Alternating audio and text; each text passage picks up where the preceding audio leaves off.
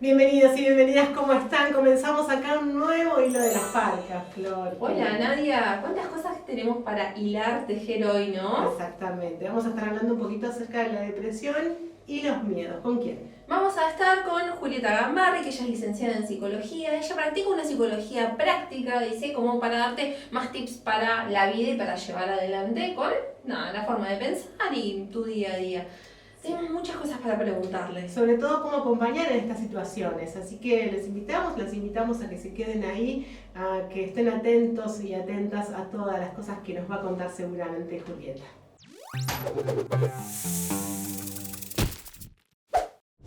Bueno, estamos de nuevo con nuestra invitada. Hola Juli, gracias por aceptar nuestra invitación. ¿Cómo les va? Gracias a ustedes por la invitación. No, por favor, estamos súper entusiasmadas de todas las cosas que tenemos para preguntarte y de todo lo que queremos saber. Perfecto. Pero antes que eso, hay una pregunta que le hacemos siempre a nuestras invitadas, que es ¿quién sos? ¿Cómo te definís? Bien, bueno, mi definición más profesional, si se quiere, soy psicóloga. ¿Sí? Soy una apasionada de la psicología, una persona muy curiosa. Y sobre todo la psicología práctica. Hay algo que a mí me gusta mucho, que es como mi lema, que es que la gente tenga las herramientas que necesita psicológicas para construir la vida que quiera. En ese sentido, tengo como una misión, mi propia misión, que es básicamente que yo no exista, si se quiere, como psicóloga, ¿no? Es decir, lo que amo... Que no te necesitemos.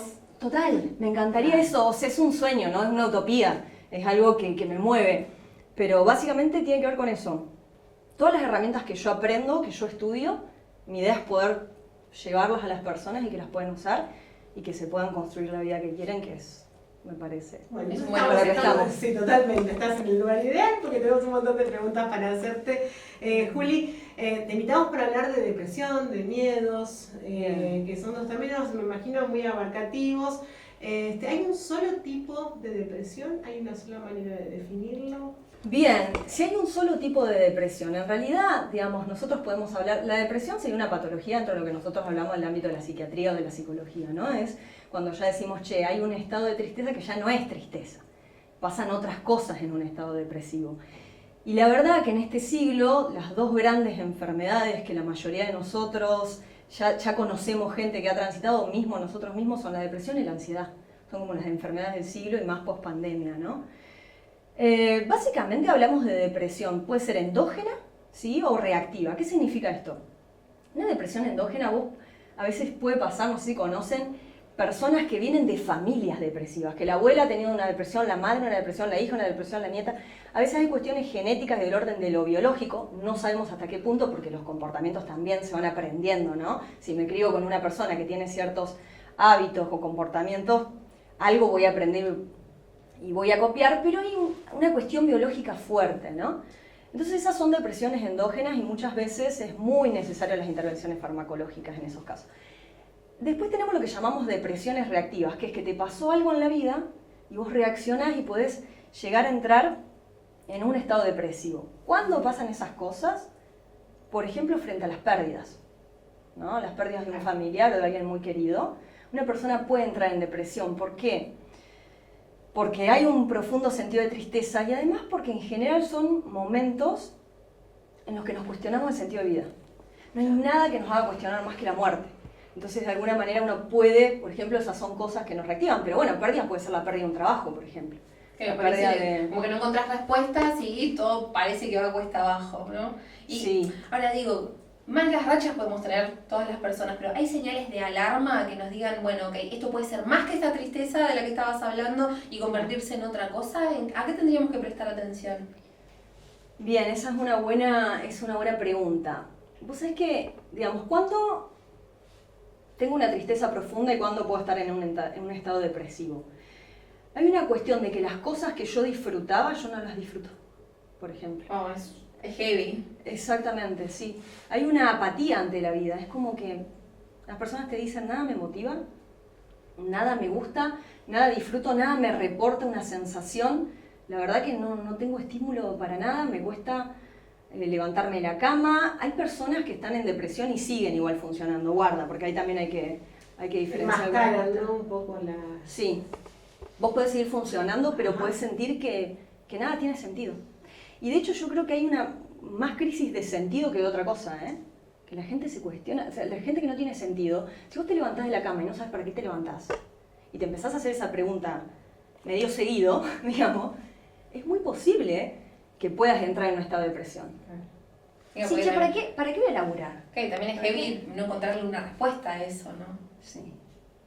Y Juli, ¿cómo se puede, siendo familiar, por ejemplo, hijo, hermano, amigo de una persona con depresión, cómo se puede acompañar? ¿O cómo debería acompañarse? En general la familia suele detectar, suele notar, ¿no? La persona se puede dar cuenta de que están pasando cosas, de que ya no tiene ganas de ir a trabajar, de que ya no tiene ganas de juntarse con amigos, de que ya la vida le parece que no tiene sentido. Y la familia se da cuenta también de que la persona se puede empezar a aislar o cosas por el estilo. Y es muy difícil acompañar. De hecho, lamentablemente las personas con depresión suelen ser personas que la mayoría de los colegas, los terapeutas y demás, cuesta recibir al consultorio, ¿no? Porque son personas que, claro, socialmente se vuelven tan apáticas, tan abúlicas, tan esta cuestión de falta de energía que es difícil relacionarse con ese tipo de personas. Y la familia suele reaccionar muchas veces con enojo.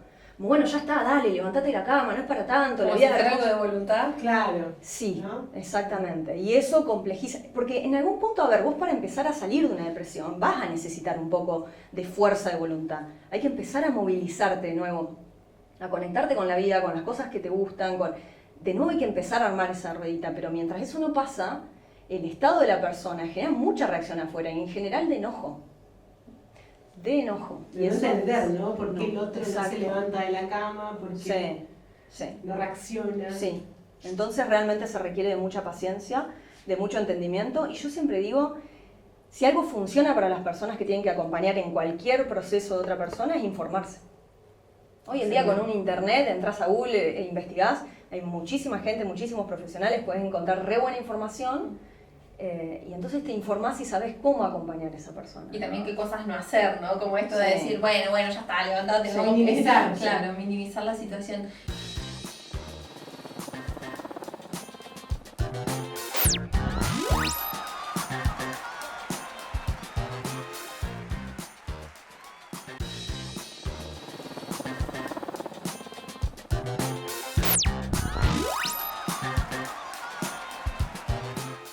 Bueno, con esto de las ganas de poder hablar de todos estos temas y ponerlos sobre la mesa, algo que te queríamos preguntar es, ¿siempre una depresión genera o implica un riesgo de suicidio?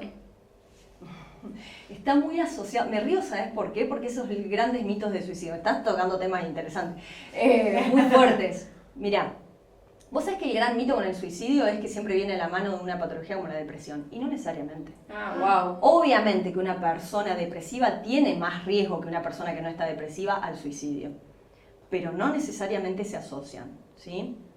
Hay que tenerlo en cuenta y es un factor que tenemos en cuenta y en general las personas depresivas suelen reportar ideas, pensamientos o planes con respecto al suicidio, ¿sí? Entonces eso es una de las primeras cosas que nosotros preguntamos en consulta, ¿sí? Si lo han pensado. Si lo han pensado. Y lo preguntamos así, abiertamente, digamos. Nosotros no hacemos, porque es necesario preguntarlo abiertamente para poder abordarlo, ¿no? Si la persona reporta eso, lo primero que tenemos que ir es ahí, ¿no? Julieta, hablábamos recién acerca del suicidio, de la relación con la depresión. Muchas veces, y lo hablábamos como comunicadoras, nosotras dos, nos piden no hablar ni publicar cuestiones que tengan que ver con el suicidio. ¿Por qué podría incentivar a que otras personas lo hagan? Está esa idea, Está ¿no? Ese como prejuicio. ese prejuicio. Pasa lo mismo con la depresión.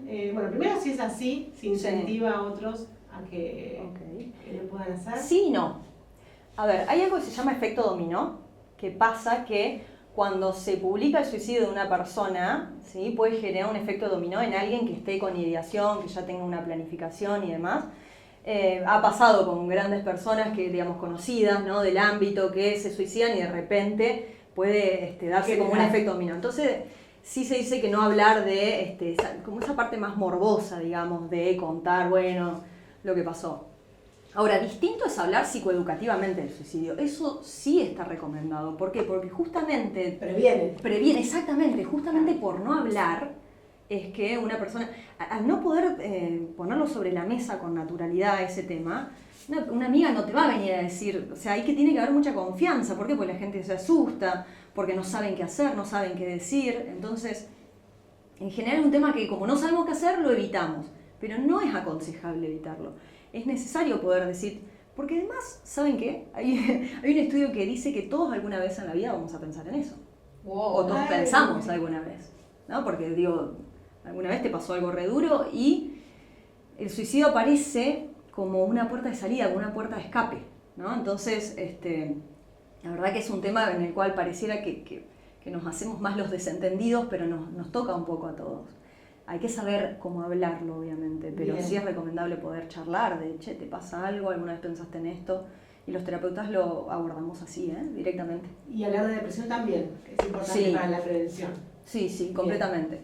Yo para mí todo lo que sea psicoeducativo, en general, del lado de prevención, sirve y suma, ¿sí?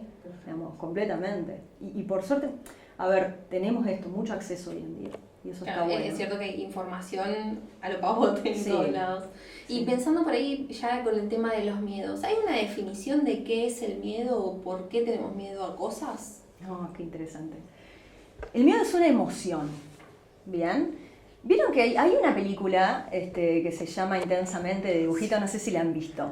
Bueno, es Imposible no verla, Imposible porque no- además está sí, en todos lados siempre. Sí, siempre está en todos lados. Bueno, esa película plantea algo muy interesante, que esos muñequitos de colores son emociones dentro de la cabeza de una nena que se llama Riley, ¿no? La protagonista de la película. Y lo que viene es también a mostrarnos esto, ¿no? Que dentro de nuestra cabeza, en nuestro cerebro hay emociones. Y están lo que se llaman emociones básicas. Hoy en día hay un par de discusiones si son básicas, cuáles son y demás. Pero sí hay una que sabemos que seguro es el miedo. O sea, el miedo es básico. ¿Por qué? Porque tiene una función súper importante en nosotros, que es cuidarnos del peligro. Es decir, si vos no tuvieras miedo de meter los dedos en el enchufe, meter un electrón en el enchufe, o sea, digamos, no sobrevivís. Entonces hay una cuestión que a nuestro cerebro le interesa más que cualquier otra cosa, que es sobrevivir. Y la emoción que más le ayuda en ese sentido es el miedo. Nos termina protegiendo. en definitiva. Exactamente, tiene una función de protección. Claro. No, pero se puede desregular también, ¿no? Claro, ese es el punto. Es más, hablábamos recién de depresión, ¿no? Y decíamos que de los trastornos del siglo, la ansiedad. Y la ansiedad, la base que tiene es el miedo. Ah. Una regulación del miedo. Una persona con ansiedad, una persona que su cerebro está percibiendo peligro y se activa todo un estado de estrés continuo, ¿no? Entonces no le permite accionar, se le vuelve disfuncional. El miedo se puede volver disfuncional cuando me frenan cosas que son importantes. Si yo, por el miedo que me generaba un poquito de cosita, no hubiese venido acá, por ejemplo, y me frena en algo que para mí es importante, que es poder comunicar algo que sé, algo que aprendí, que tiene que ver con mi misión, que tiene que ver con poder llevar herramientas, ¿no? Entonces ahí el miedo me frena, no me sirve, ¿está bien? Pero hay algo que mi cerebro detecta peligroso de esto. ¿Y qué detecta? Che, Juli, te vas a exponer, van a hablar, te van a criticar, y si te critican, mirá si la gente te empieza a aislar, y si te aislás, y ahí viene la supervivencia, morís. Claro. Morimos. Al final todo termina en lo mismo, digamos, como que el miedo primario es ese. El miedo primario es la muerte. Y como que el cerebro hace esas conexiones como Es. para protegernos de esa posibilidad. Siempre. Todos los miedos desencadenan en un solo miedo, que es el miedo a la muerte. En el fondo es eso, a quedar por fuera de la tribu, a quedar solo y por tanto morir. Ustedes piensen que nosotros venimos con una programación muy vieja en un mundo muy moderno, en un mundo que ha cambiado mucho, pero este bichito de acá tiene, digamos, todavía está en las cavernas, ¿no? Entonces soledad es igual a muerte. A mí me dejaba sola con el tigre en la sabana africana. Ah, ya está. ¡Chau! O sea, Sos pollo. Sos pollo, digamos, ¿no? Bueno, el cerebro piensa así en estas épocas, ¿no? Donde ya no estamos en ese peligro, pero sí que lo interpreta así. Entonces, todos los miedos se encadenan en ese miedo al fin y al cabo. Bueno, tenemos otro programa, 2-3 programas más con Juli, seguro, para hablar de esto, para desarrollarlo un poco más.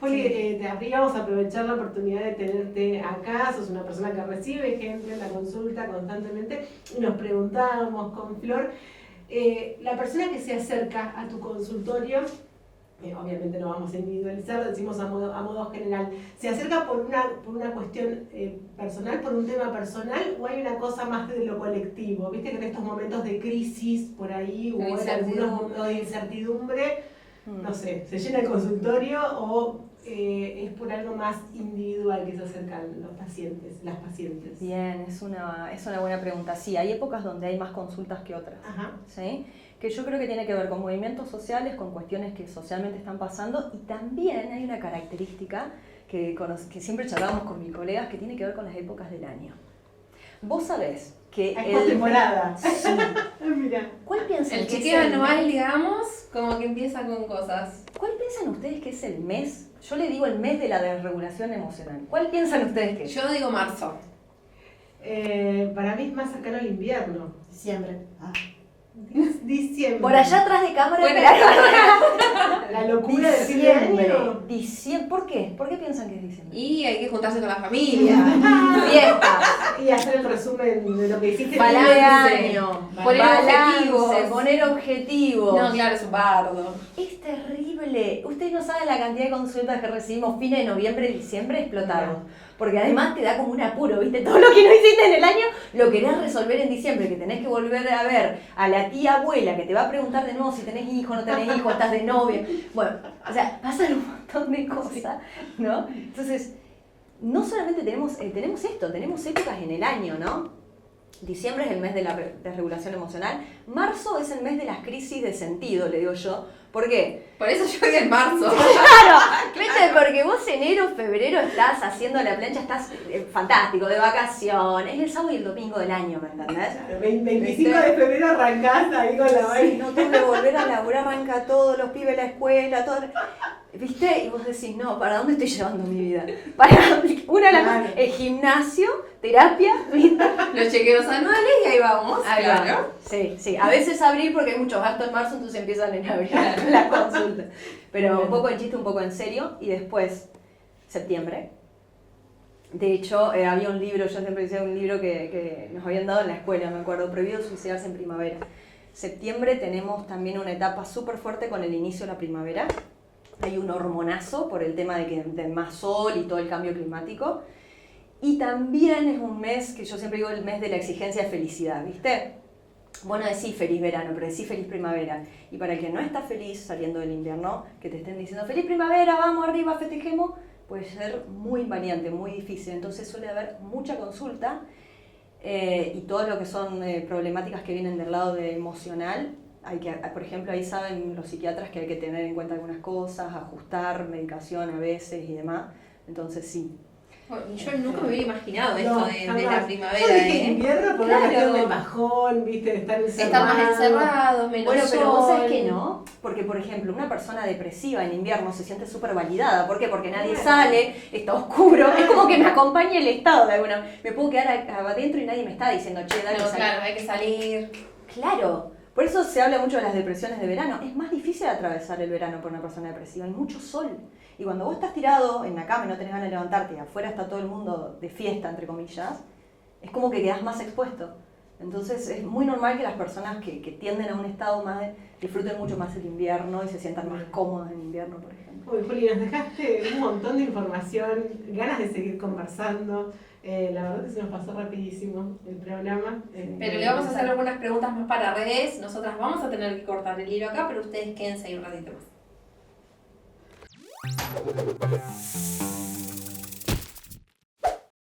Buenísimo, Flor, qué buen programa. La verdad, estuvo No, genial. impresionante la cantidad de cosas que conversamos, todo lo que aprendimos, nos llevamos tips, nos llevamos Datos. conceptos. Datos, sobre todo datos de cómo analizar estas situaciones que tienen que ver con la depresión, con los miedos, en estos tiempos de crisis, ¿no es cierto? Y cómo acompañar en estas situaciones. Sí, bueno, y si no vieron la película intensamente, les recomendamos que las vean, las dos que ya salieron, porque creemos que podemos aprender bastante de eso, ¿no? Como dijo Juli. Sí, está buenísimo. Buenísimo, agradecemos también a nuestra casa. Megafon. Sí. Claro que sí, a Ori de Gold Glitter, que es que nos maquilla. Así es, a Olmac y a nuestra Vestuarista, sí, Agus. Muy bien.